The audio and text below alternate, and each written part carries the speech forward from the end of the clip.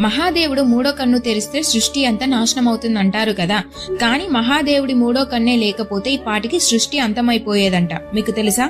అసలు ఆ మూడో కన్ను ఎలా వచ్చింది? ఒకసారి మహాదేవుడు హిమాలయాల్లో ధ్యానంలో ఉండగా పార్వతీదేవి సరదాగా మహాదేవుని కన్లను తన చేతులతో మూసింది. అప్పుడు సృష్టి మొత్తం చీకటిమయమైపోయింది. ఎందుకంటే మహాదేవుని కన్నులను సూర్యచంద్రులుగా భావిస్తారు. అలాంటి కన్ను మూతపడగానే లోకాలన్నీ చీకటిలో మునిగిపోయాయి. ప్రపంచం అంతం కాబోతుందనగా మహాదేవుడు తన నుదిటిపై అగ్నితో కూడిన మూడో కన్నును ప్రకాశింపజేశాడు. ఆ కన్ను నుండి వచ్చిన కాంతి కోట్ల సూర్యుల వెలుగుతో సమానం. ఆ అగ్నివేడికి హిమాలయాలు సైతం కరిగిపోయాయంట.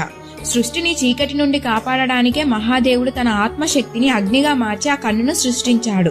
ఆ కాంతి వల్ల ప్రపంచానికి మళ్లీ వెలుగు వచ్చింది. ఆ కన్ను జ్ఞానానికి మరియు వినాశనానికి రెండింటికి సంకేతమని లింగ పురాణంలో ఉంది. అందుకే మహాదేవుని లయకారుడు అంటారు. ఈ విషయం మీలో ఎంతమందికి తెలుసో కామెంట్ చేసి మన ఛానల్ని